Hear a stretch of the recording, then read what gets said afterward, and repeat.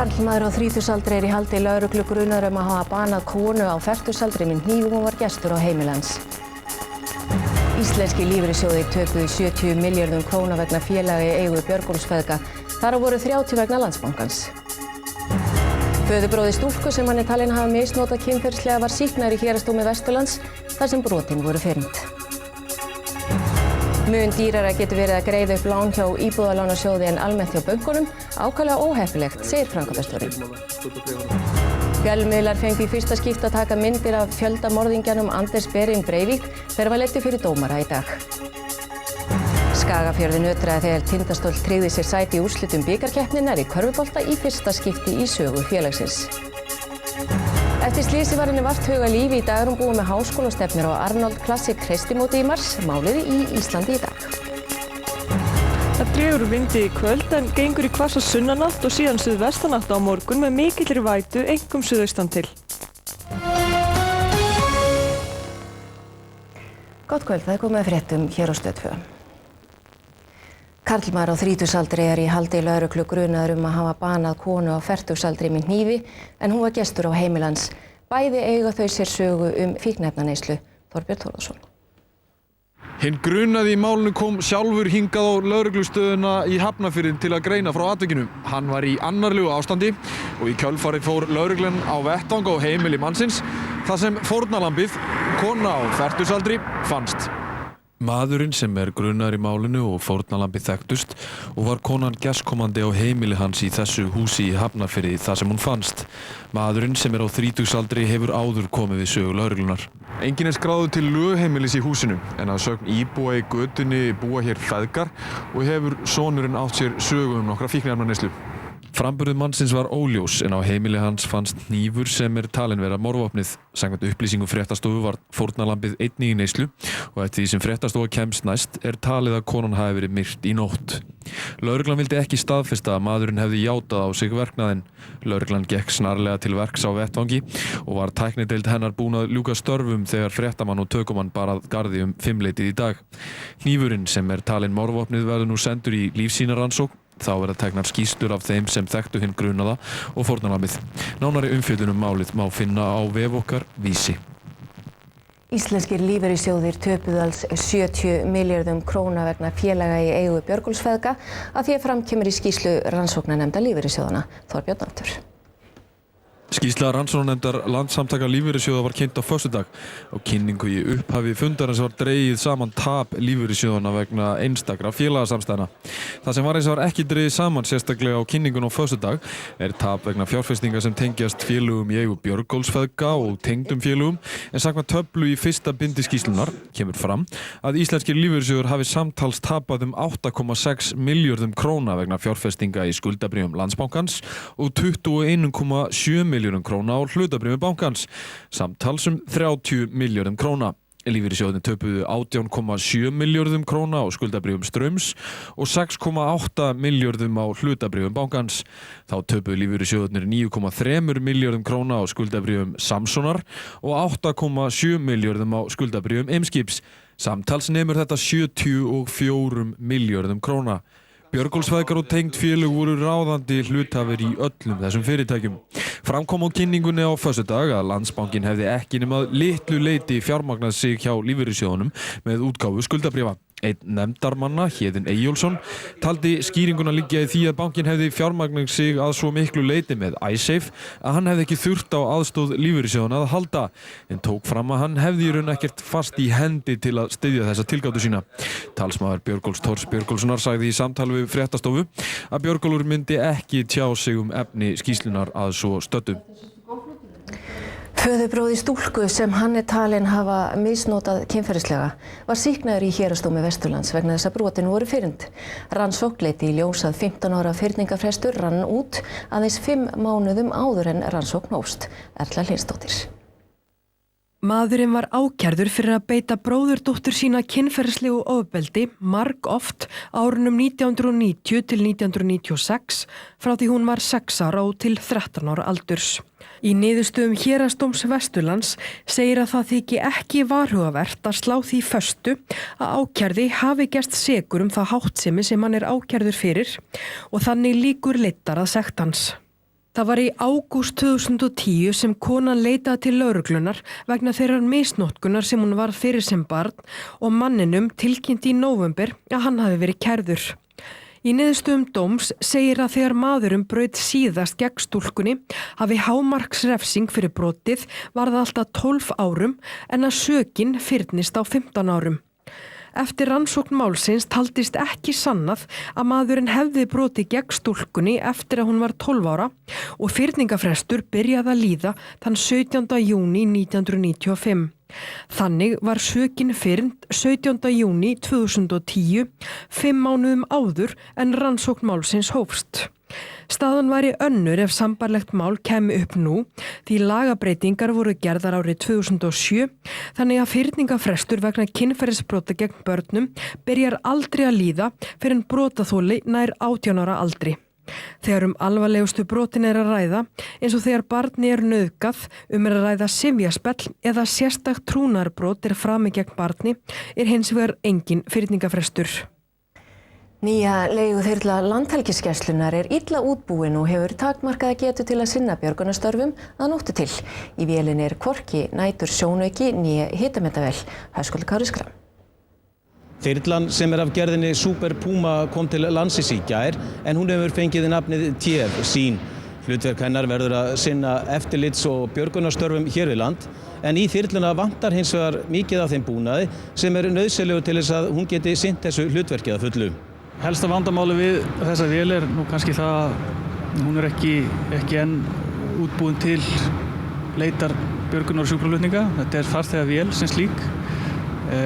Hún hefur þó ýmsa kosti, hún öflug, stóra mótora og hún hefur afhýsingarbúnað. Þannig að við komumst á milli staða í öllum veðrum.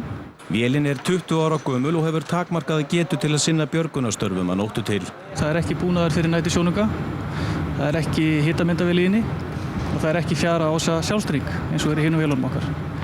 Þannig að við hífingar út á Ballarhafi í svarta myrkri nýtist hún ekki nema skip sem við hífum úr sé þeim mun stærra. Ein þyrla Gæslunnar TF-LÍF í reglubundinni skoðun í Noregi en hún kemur aftur til landsins í apríl. Þangað til getur Gæslan ekki sent björgunarþyrlu lengra en 20 mílur á haf út. Nýja þyrlan breytir engu þar Sumir myndi segja að þessi þyrla væri þá að veita okkur falskt öryggi. Já, hún náttúrulega bara gerir það sem hún hönnuð fyrir og hún vissulega að veita okkur öryggi við ekki allar aðstæður en við sumar aðstæður og flestar allavega í dagsbirtu þá hún að gera fína hluti. Dæmir að uppgreiðslu þóknun Íbúðalánasjóðs nemi alltaf 12% af eftirstöðvum lánsins. Ákaflega óheppleg staða, segir framkvæmdastjóri sjóðsins, Jónas Margeir Ingólfsson. Íbúðalánasjóður hefur frá árinu 2005 boðið upp á tvenns konar lán. Það með og án uppgreiðslu ákvæði. Þeir sem tóku lán án uppgreiðslu ákvæðis fengu lægri vexti en hafa nú margir brennt sig á því að þurfa að greiða mun hærri uppgreiðslu þóknun þegar selja á eignina og greiða upp lánið. Til dæmis hefur fréttastofan undir höndum dæmi einstakling sem skuldar rúmar 21 milljón með vöxtum og verðbótum. Hins vegar miðast uppgreiðslu þóknunin við vextina sem Íbúðalánasjóður verður af, því sjóðurinn býður hagstæðri vexti í dag en hann gerði þegar lánið var tekið. Uppgreiðslu þóknunin á þessu láni því rúmar 2,5 milljón króna.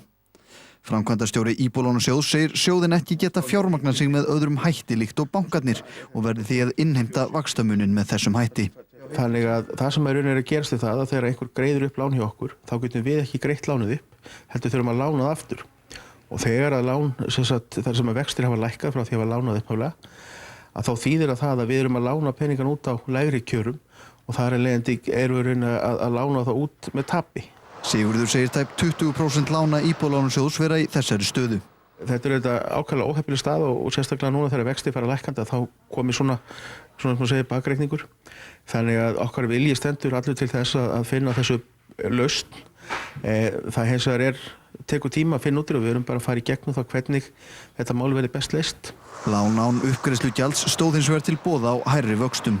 Þannig að þetta sá hópur sem að valdi betri kjörin sem að í rauninni að fá þetta uppgreiðslugjald. Hinir sem að borga hærri vextina þeir í rauninni lenda ekki í þessu. Fjölmiðlar fengu í fyrsta skipti að taka myndir af norska fjöldamorðingjanum Anders Behring Breivik þegar hann var leiddur fyrir dómara í Oslo í dag. Höskuldur Kári Schram segir frá þessu. Allir bekkir voru þétt skipaðir þegar Breivik mætti í réttarsalinn en þar voru meðal annars aðstandendur þeirra sem mistu lífið í hryðjuverkunum síðasta sumar. Breivik brosti nánast allan tíman en hann byrjaði á því þegar hann gekk inn í salinn að heilsa að sið hægri öfgamanna. Þetta í fyrsta skipti sem fjölmiðlum leyft að taka myndir af Breivik frá því hann var leiddur fyrir dómara í júlí í fyrra. Dómarinn féllst í dag á þá kröfu lögreglunnar að framlengja gæsluvarðhaldi yfir Breivik til 16. apríl en þá eiga réttarhöldin yfir honum að hefjast. Breivik krafðist þess að honum yrði sleppt úr haldi en hann vill ekki viðurkenna að brot sín séu refsiverð. Þvert á móti sagðist hann hafa gripið til vopna til að verja Noreg. 77 létu lífið í hryðjuverkaárásunum í Útey og Oslo síðasta sumar og 70 særðust. Lilja Mósesdóttir þingmaður hefur formlega stofnað nýtt stjórnmálaafl sem býður fram í öllum kjördæmum í næstu kosningum. Sjálf sagði Lilja sig úr þingflokki Vinstri grænna fyrir ári en í tilkynningu frá henni segir að stjórnmálaaflið sem verður formlega kynnt á morgun sé hvorki til hægri né vinstri né heldur miðjumóð. Fyrst og fremst eigi að skilgreina vandamál og lausnir út frá sérstöðu íslensks samfélags og almannahagsmunum. Lilja sótti listabókstafi C í dag. Verði ákæra á hendur Geir H. Haarde ekki felld niður fær þjóðin í fyrsta sinn frásögn fyrir dómi hvaða upplýsingum bankastjórn Seðlabankans kom á framfæri við 3 ráðherra í ríkisstjórninu alvarlega stöðu íslensku bankana 7. febrúar 2008. 56 á vitnalista ákæruvaldsins í málinu en þar búið að finna ráðherra, bankastjóra og embættismenn. Þorbjörn Þórðarson. Stjórnskipunar- og eftirlitsnefnd Alþingis á að funda næst hinn 14. febrúar næstkomandi en þá mun nefndin fjalla áfram tillögu formanns Sjálfstæðisflokksins afturköllun ákærunnar í landsdómsmálinu. Fari svo að tillagan gangi til atkvæða í þinginu og verði felld mun aðalmeðferðin í landsdómsmálinu hefjast hér í Þjóðmenningarhúsi hinn 5. mars næstkomandi og að sögn kunnugra ætti aðalmeðferðin að hámarki að taka 2 til 3 vikur. Vitnalisti ákæruvaldsins í landsdómsmálinu ítarlegur en þar eru meðal annarra Davíð Oddsson og meðráðherrar Geirs H. Haarde úr ríkisstjórninni.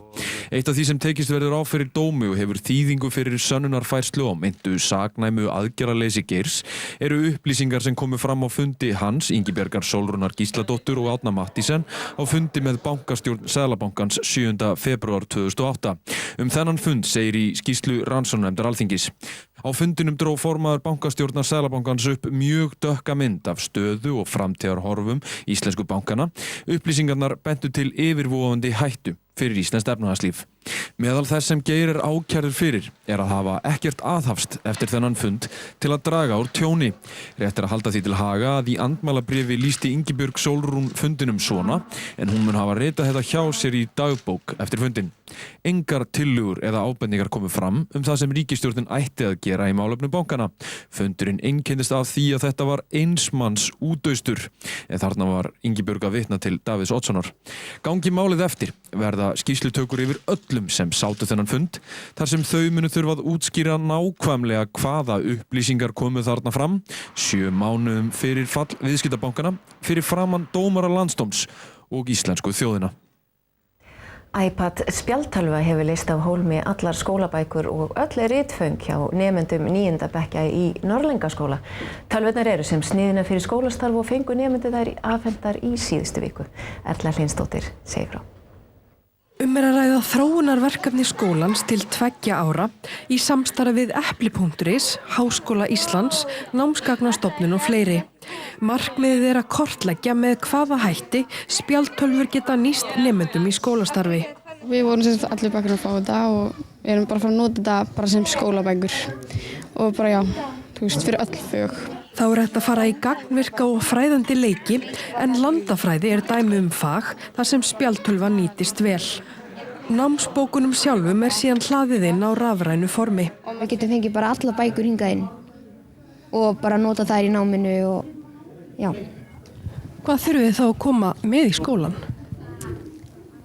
Eiginlega ekki neitt bara þetta. Tölvurnar eru eign skólans og þær búnar staðsetningatæki. Tæknin heillar vissulega og finna nemendur fyrir auknum áhuga á náminu. Já, klálega sko. Það mikið betur að glósa og ég búinn að standa mjög illa í náminu sko en strax þá er ég búinn að koma með áhuga á þessu sko. Svona sko. Og skólastjórar annarra skóla eru þegar byrjaðir að hafa samband við Norðlingaskóla til að fræðast. Þessi búnaður er eins og sniðinn fyrir sem námstæki. Já, framtíðar músík í Norðlingaskóla en farið ekki langt að koma að sportinu. Miðvikudagar til milljóna. Víkingalottó, alltaf á miðvikudögum.